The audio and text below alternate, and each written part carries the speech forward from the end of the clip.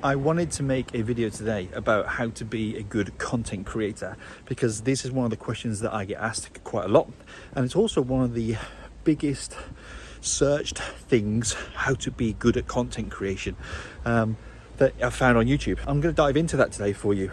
However, I want to share with you an insight as to why you've got to take perspective with everything I say, because I'm going to share some tips and tricks along the way, but I'm also going to share with you how today is a rough content day for me, because since Friday, and we're now on Monday afternoon, I've been quite poorly.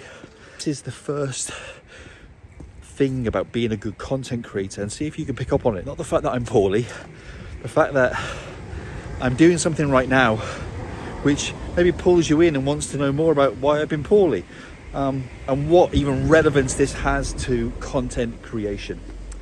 So Friday, I had 2 injections, one for COVID, one for flu.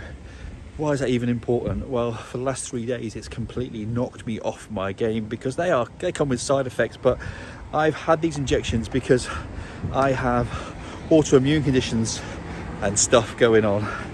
Now you're like, Stephen, why even is that important to us? Well, over the last few weeks and months, I've been making a connection with the audience here on YouTube and various other places, and I'm letting you in on a bit of an insight. This is called connection content, and I'm sharing some depth, and I'm also telling you a little bit of a story. So there's 3 things which you could use to become good at content creation. Tell stories, share some depth into who you are, and create a connection with your audience. That's point 1. Another one is, and I got to that really quick, in under 2 minutes, because recently I got some comments. I want to talk to you about dealing with good and bad comments. Feature them both in your videos, and there's a reason for this.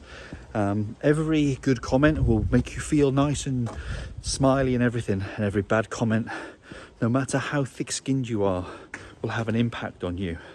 But take this lesson, because I was told recently, get to the, I can't even say my words now, get to the point quicker, Stephen. Why does it take so long for you to get to the point? I'm like, well, I'm actually telling a story, I'm setting the scene and all that other great stuff, which helps captivate viewers with regards to content creation and building a connection, an audience, and all this type of stuff. And I might not even put this video out, because now I feel like I'm waffling, and a lot of you will feel like you're waffling too, because you've told me that in the past. Take the bad comments, or the ones that come across as negative, and look at them in a couple of ways. The first one is, they might just have got out of bed the wrong side. I might be having a really crappy day and felt I just want to crap in your comments, and well, you know what, there's not a lot we can do to that other than press the block button. But what we could do is we could, like the guy said, get to the point quicker. So I did. I've thrown all the YouTube rules out of the window, because someone in my audience wants me to get to the point quicker. So we serve the audience, remember, even if they say nasty things. But also, there's a lesson in every comment, and maybe we could just learn from that lesson. Move our ego, put it to one side, take the lesson, action it, because people have said in the past they don't like my transitions. There's too many of them. So I started to remove them. But what I realized was that my audience, 40 plus audience, don't need attention editing. They just need good quality value and content. And I've just felt something go down my back out of that bloody tree, and it's going to annoy the crap out of me. The other thing now is I want to share with you is how to talk to this thing, because you'll notice that I've moved it from left to right, and imagine if you just consider just rewinding back a minute, you'll be having a different experience.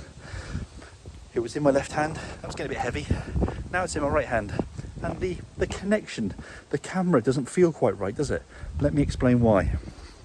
I'm going to move it back. Now it looks like I'm looking into the lens again, because I'm looking across to my left hand side. The lens is just over there, and as I look this way, it looks like I'm looking into the lens. It's a bit of a magician's illusion. When I put it on this side of me, the lens is closer to me, and as I'm looking, because I'm looking into the screen, to be fair, as I look into the screen, it's obvious that I'm looking into the screen. So a tip here is have your phone in your left hand side, and then look across it so it looks like you're looking into the lens. Little tip for you there. Another one that you might see right now is I'm off to the side of the screen. I'm particular about this framing because there's a thing called the law of thirds, and that law of thirds is have you in 1/3 of the section of the screen.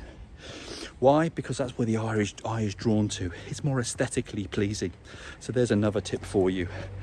Now, another one, walk and talk. Every time I'm talking to you, I'm talking about the same subject, and people say there should be something different happening in the screen every 1 to 2 seconds. Well, a way of getting around that so you don't have to do this attention editing is do a walk and talk. The background's always changing. I can move it whenever I want to, and I can get out as well. So another little tip for you. And then there's so much more I could share with you, but I just wanted to get out, connect with you, and say, you know what, I've had a tough day with deciding what piece of content to create and what I felt comfortable creating, but I thought I'd just lean into the comments and create what I like to call a conscious piece of content, because it comes from the heart, it's useful, and I think every day we make a piece of content, whether it be a perfectly polished YouTube video, a scripted YouTube video, a walk and talk like this, an ugly one down there or up there, that we're always making sure it's a conscious piece of content and it's a purposeful piece of content that can help somebody. So I've connected with you, I've showed you how to use story to create a connection. I've created 1, 2, 3, maybe 4 tips in this video that you can take action on. You can try a walk and talk, you can hold your phone to the left hand side, and also on that note is your heart is on your left hand side. Okay, when you're talking across that way, I call this heart brand connection. Take it or leave it. I'm going to cross over now. Again, see, I'm using the camera and my body to create pattern disrupts so that it's, whilst you're connecting with what I'm talking about, the surroundings are never boring, they're never still. Share with me how you're creating content. I would love to know. What can you teach me? I'd love to put it into practice. Now, as you know, YouTube collects data on every single one of us, and it believes this video here is the one that you should watch next because it's based on all the data it's collected and your interests. So take a look.